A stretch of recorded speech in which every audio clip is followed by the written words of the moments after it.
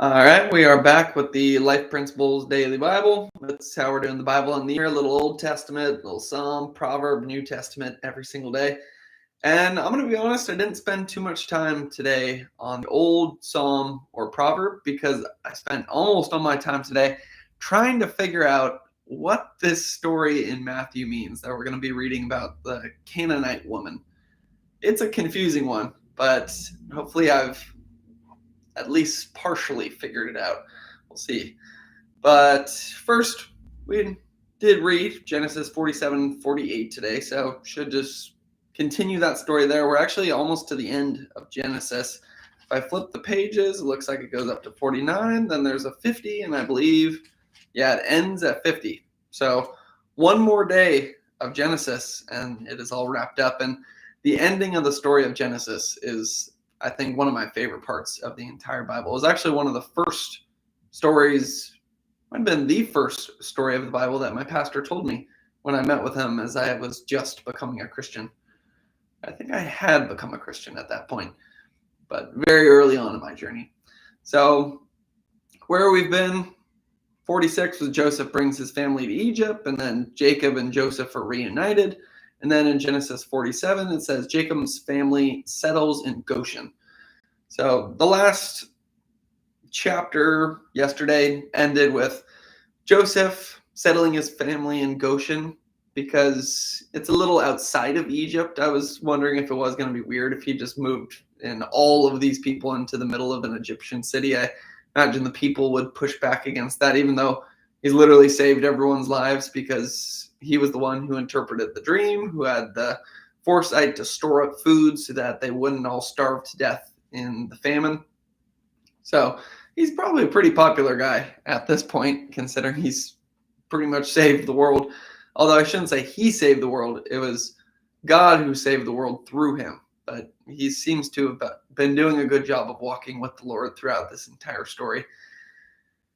At this point, he settled his family in Goshen. The reason is they're shepherds. They want some land, and the Pharaoh approves it. And he says, you know what? Take the best land that you want. Like, our whole kingdom is indebted to you at this point. And really the whole world, because what goes on after verse 13, it says, now there was no food in all the land, for the famine was very severe, so that the land of Egypt and the land of Canaan languished by reason of the famine.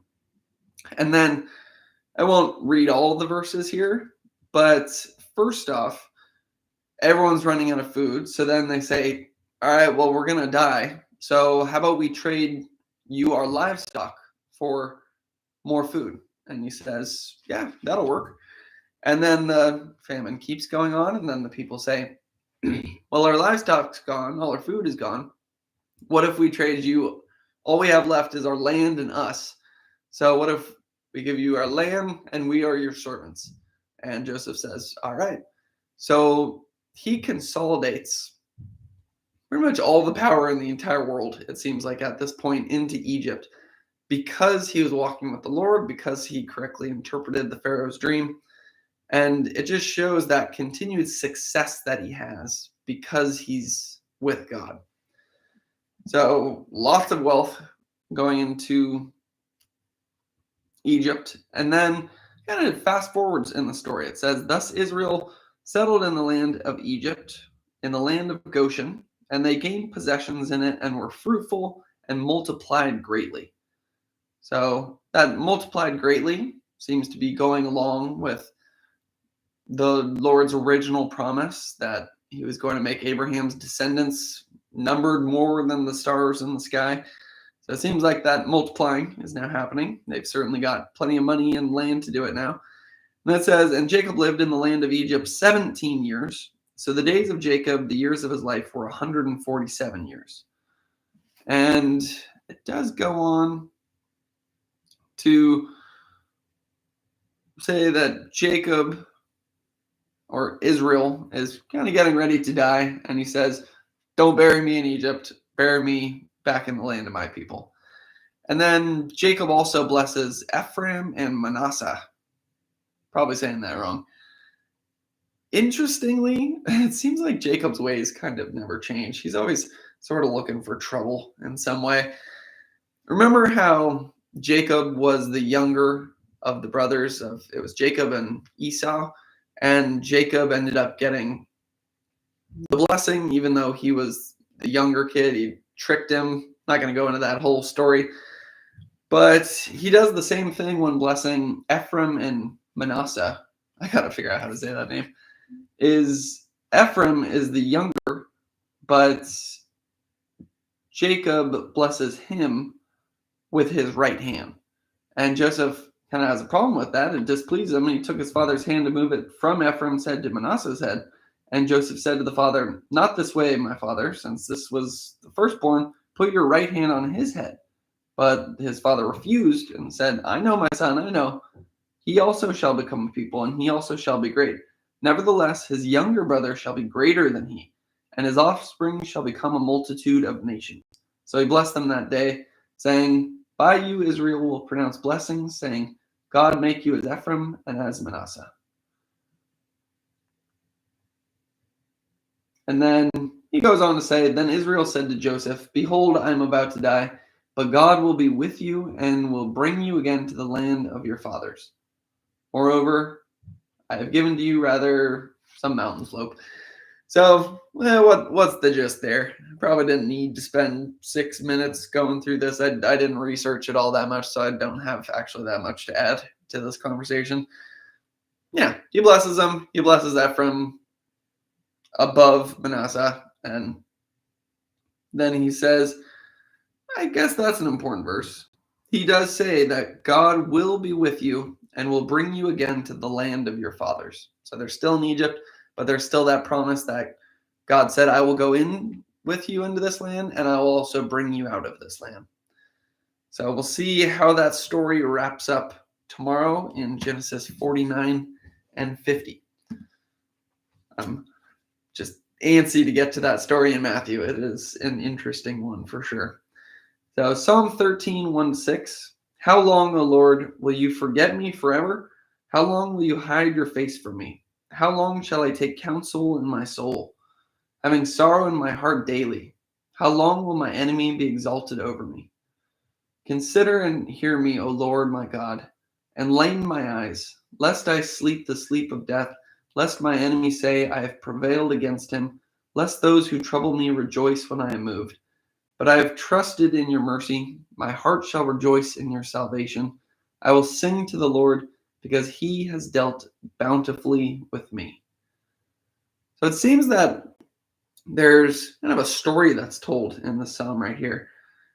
It starts off, he's saying, how long will you forget me, Lord? You're hiding your face from me.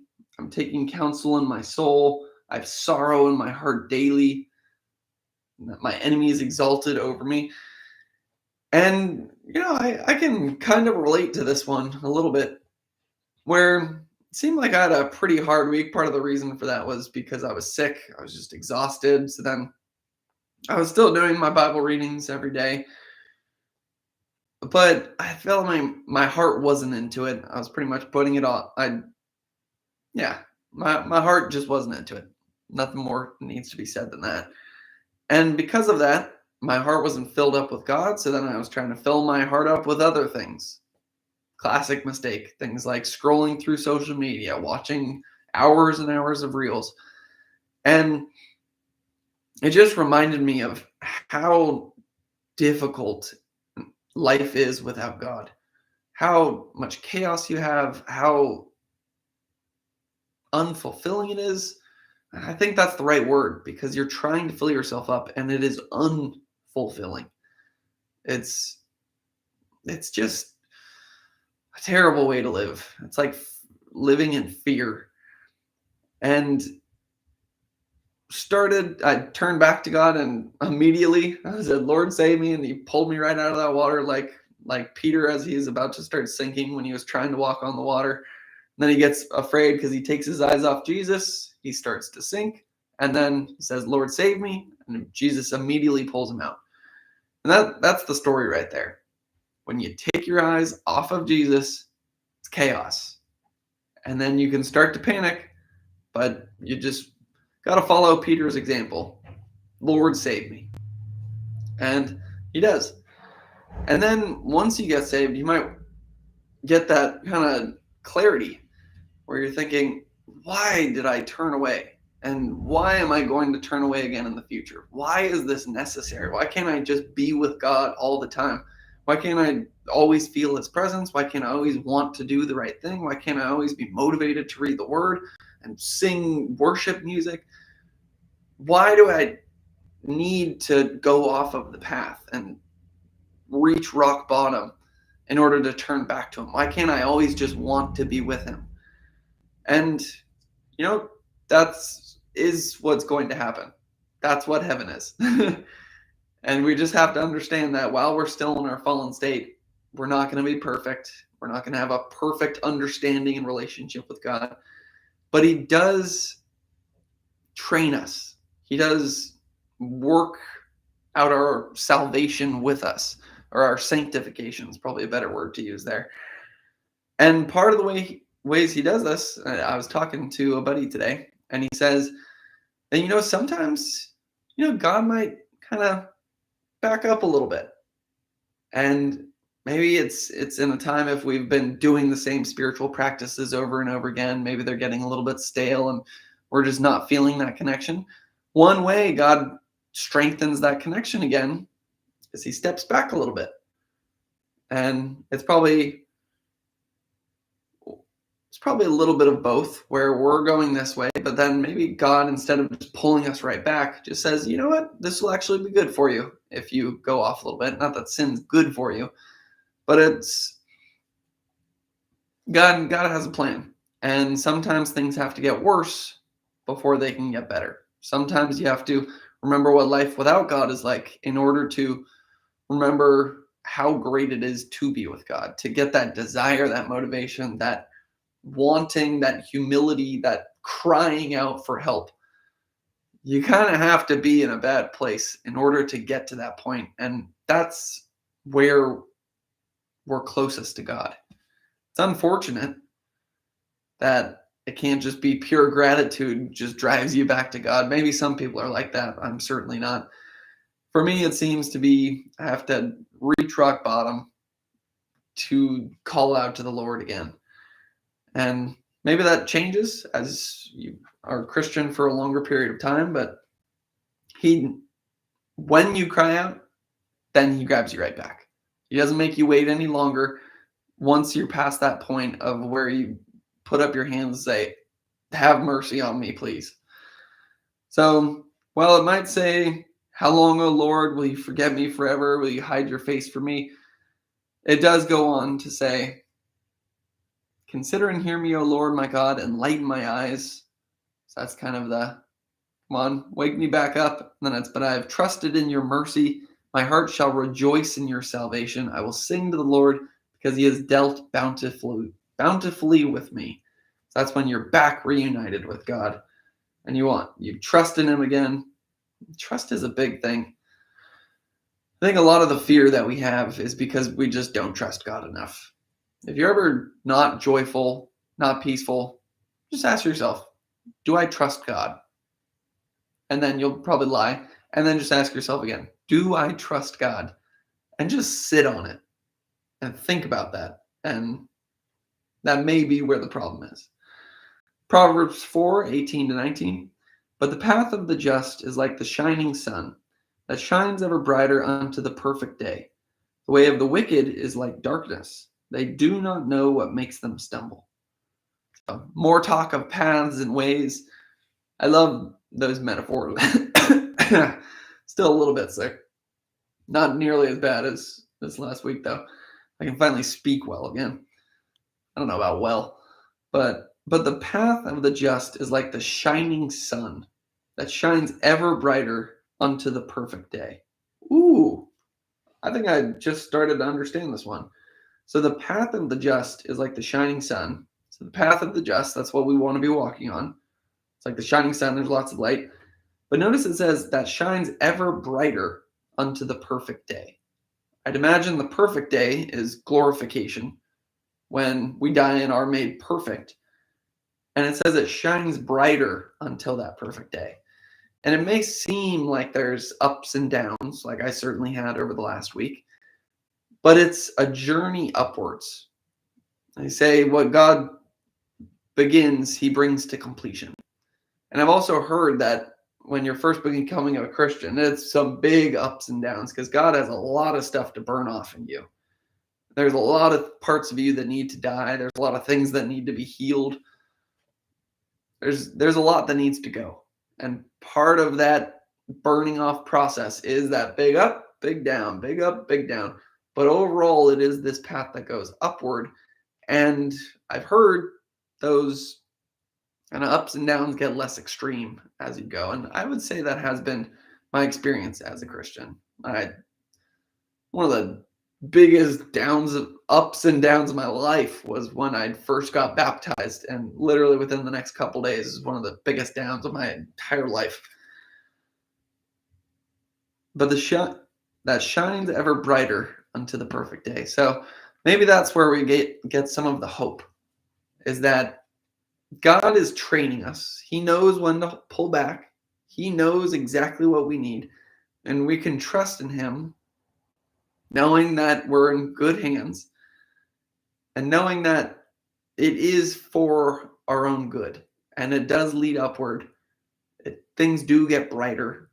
We do get more hope. And the more struggles you go through, what's that quote from James? It's something like, "Count it all joy, my brothers, when you meet trials of various kinds, for you know that the testing of your faith produces steadfastness." Saying, when you go through hard times, count it joy, because that's where you get perseverance. And that's what makes you stronger. That's what builds your character. That's what builds your relationship and your faith in God. So it's difficult, it's very hard, but it's worth it. And would you rather be comfortable? Sometimes. But probably not. So now let's get to the story we've been waiting for. 15:21, we're in Matthew. It says, the faith of a Canaanite woman. Little background here. Jesus just had a pretty big blow up with the Pharisees and the scribes because his disciples were about to eat some bread and they hadn't washed their hands, and the Pharisees and the scribes come and they say, your disciples haven't washed their hands, which was some law that they made up and said that if you don't wash your hands, you're not going to be right with God.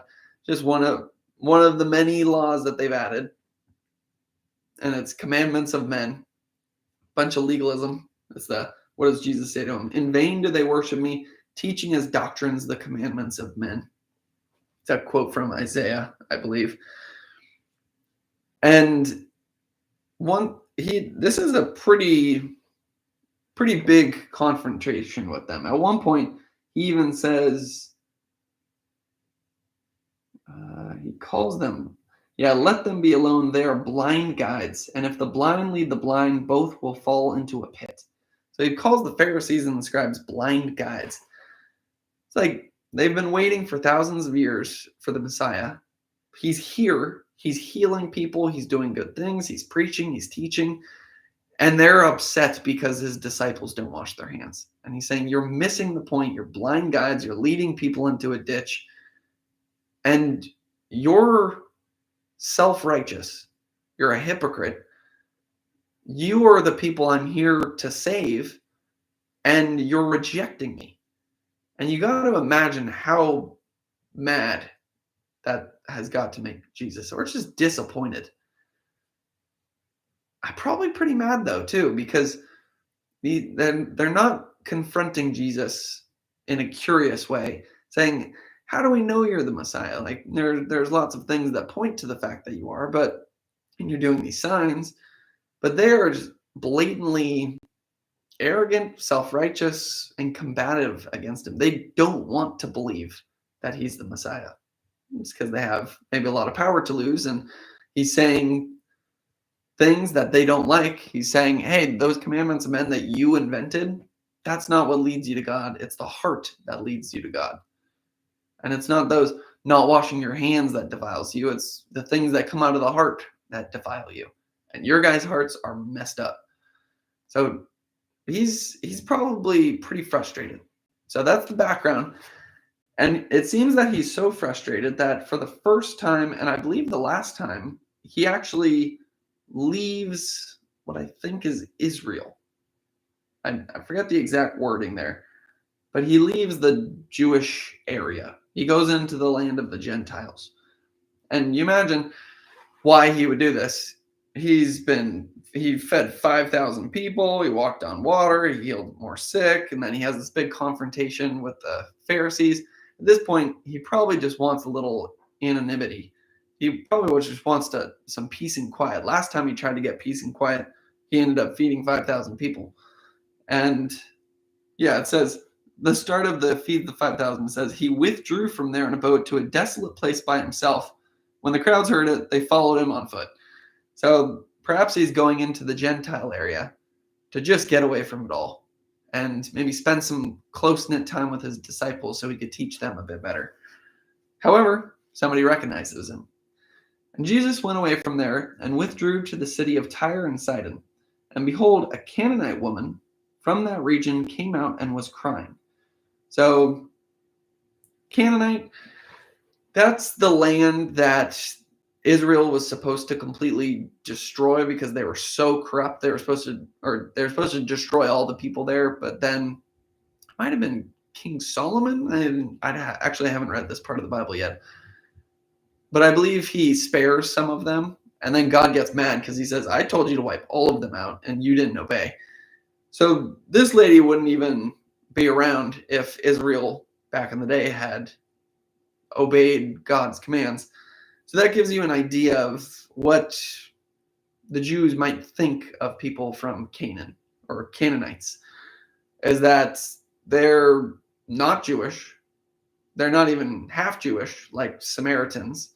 They're fully Gentiles, and the Jews would view them as unclean, not God's people, and very corrupt.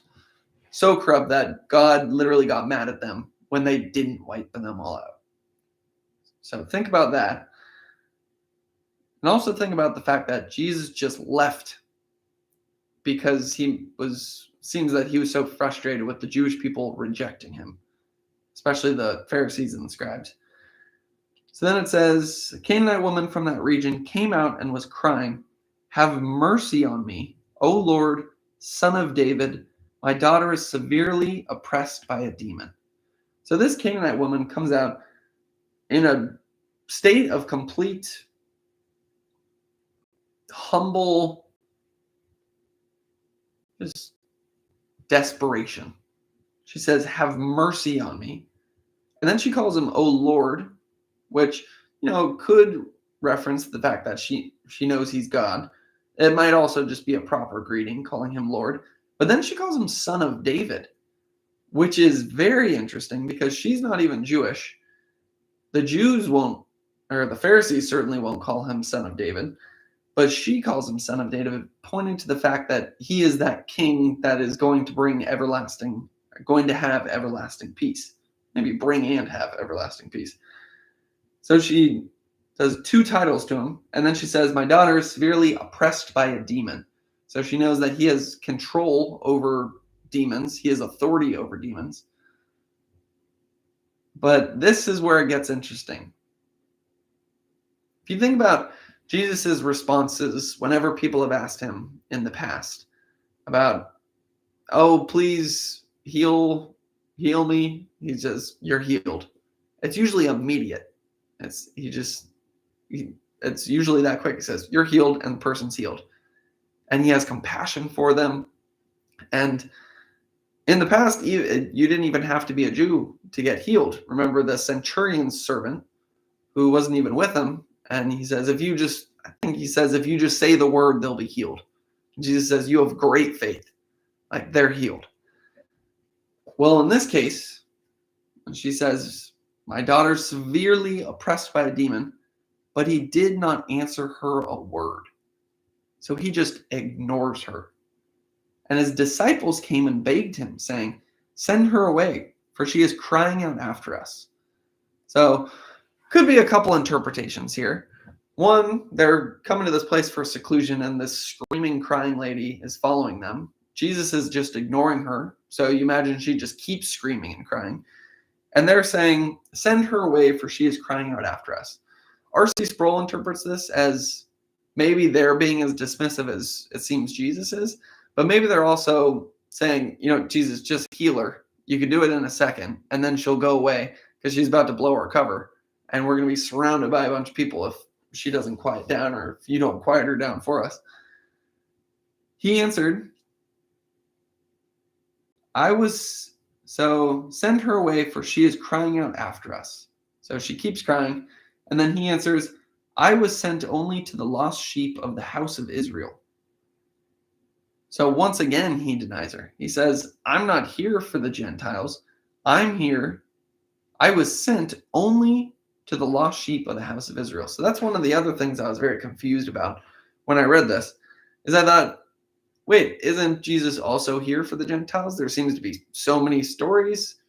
There seems to be many things that Paul says about that the faith is open, not just to the Jews, but to the Gentiles also.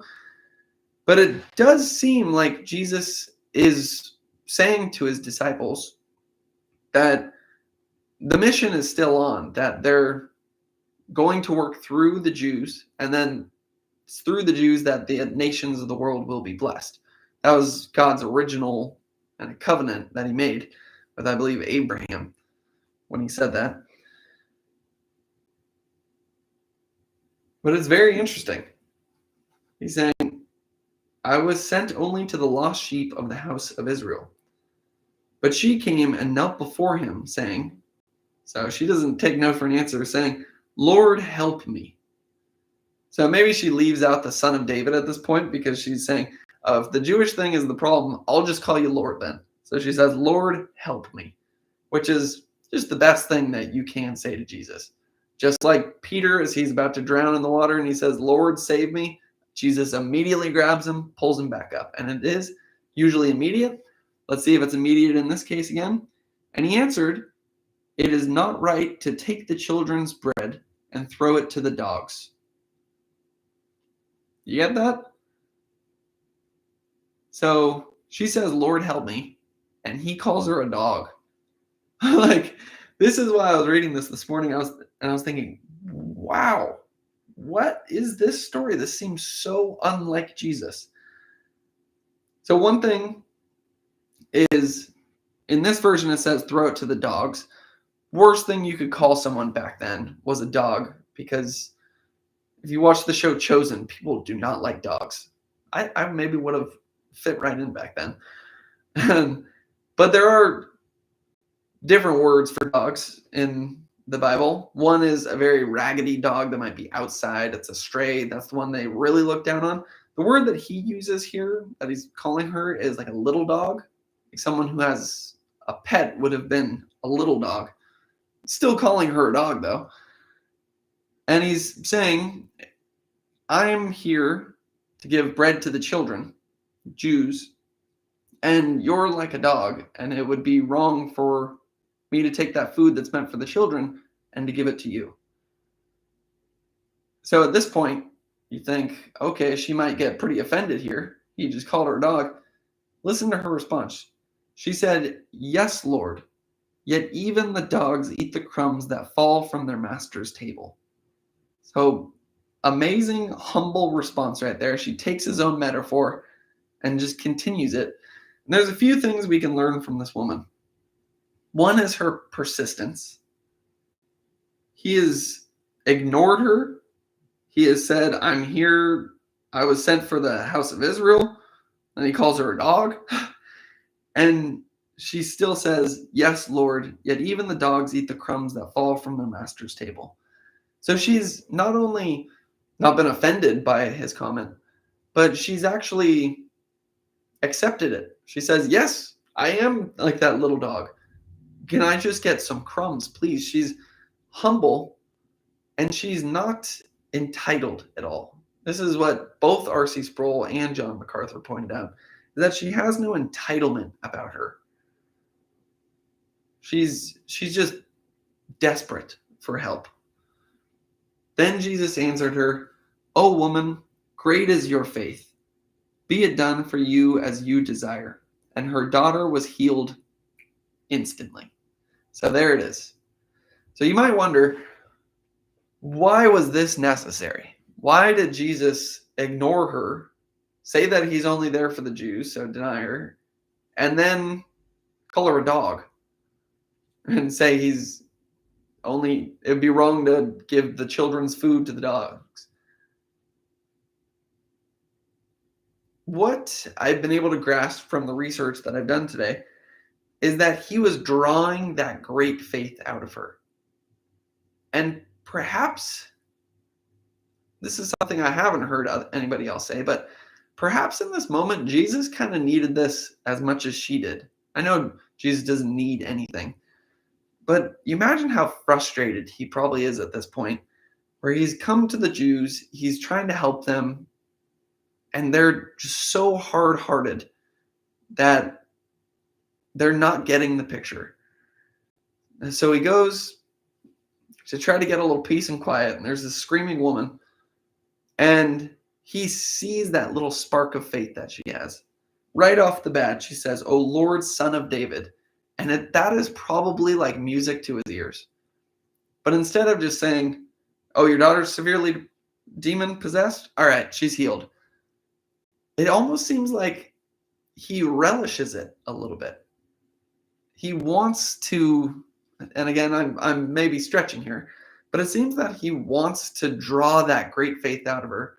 One, because that is good for her to show that good faith. It shows a good example to the disciples around him, what true great faith looks like. But I imagine it also filled him with joy after what he dealt with the Pharisees and scribes, to see someone who didn't grow up a Jew, hasn't been reading the scriptures, isn't an academic like the Pharisees would have been, knowing God, literally professional godly men. She is a Canaanite woman who's a Gentile, and time after time after time, she doesn't take no for an answer and continues to have that ultimate faith that Jesus can save her. And I imagine that felt pretty good for him to see that there is some hope here. There is some faith out there. It's also very interesting that this Gentile woman had better faith than the people who have been waiting for the Messiah for thousands of years. What's also interesting is he says, "O woman, great is your faith." I think at this point, great has only been used with the word faith one other time, and it was another Gentile. It was the centurion who said, "Just say the word and my servant shall be healed." Jesus says, "Great is your faith. No, nowhere in Israel have I seen this kind of faith." So this seems to be a pattern that I'm going to have to keep my eye out for to see if it continues to pop up. But what an interesting story. So the gist there is, why does it seem like Jesus ignored her, said he's only here for the Jews, and then called her a dog? It could be that he was, frustrated and mad and he didn't want to help her. Or it could be that he was testing her a little bit to draw that great faith out of her, not only for her benefit and for the disciples' benefit so they could see it, but also maybe for his as well, because he wanted to see that great faith. And he certainly did. And then it goes on to say, Jesus went on from there and walked beside the Sea of Galilee, and he went up on the mountain and sat down there. And great crowds came to him, bringing with them the lame, the blind, the crippled, the mute, and many others. And they put them at his feet, and he healed them, so that the crowd wondered when they saw the mute speaking, the crippled healthy, the lame walking, and the blind seeing, and they glorified the God of Israel. So more healing, more glory. I love that. And then Jesus feeds the 4,000. And this is very similar to the last one. I actually will read this. It's kind of funny what the disciples say here. And I think there is a lesson in this. It says, "Then Jesus called his disciples to him and said, I have compassion on the crowd because they have been with me now 3 days and have nothing to eat. And I'm unwilling to send them away hungry, lest they faint on the way." So Jesus has been with the crowd for 3 days. They haven't eaten anything or they've run out of food. And he says, I can't just send them away. They might faint on their way out. So Let's give them some food. And the disciples said to him, keep in mind, that's Jesus feeding the 5,000. We're reading Jesus feeds the 4,000 right there. So he literally just fed 5,000 people with 5 loaves of bread and 2 fish, I believe. And the disciples say, where are we to get enough bread in such a desolate place to feed so great a crowd? They just forget. And I think that is where the lesson is God, Jesus, the Holy Spirit continually does amazing things in our lives. And then we just forget. There's just such perfect signs. There's such perfect just feelings. There's such perfect messages that God is real, that he loves us, that we can trust him, that he is working things for our benefit, that it's for our own good, whatever is happening. And for some reason, we just forget that. And then something happens, and then once again, we're reminded and we say, oh my gosh, oh yeah, I love God. God loves me. I trust him so much. This is for my good. And then we just forget it again.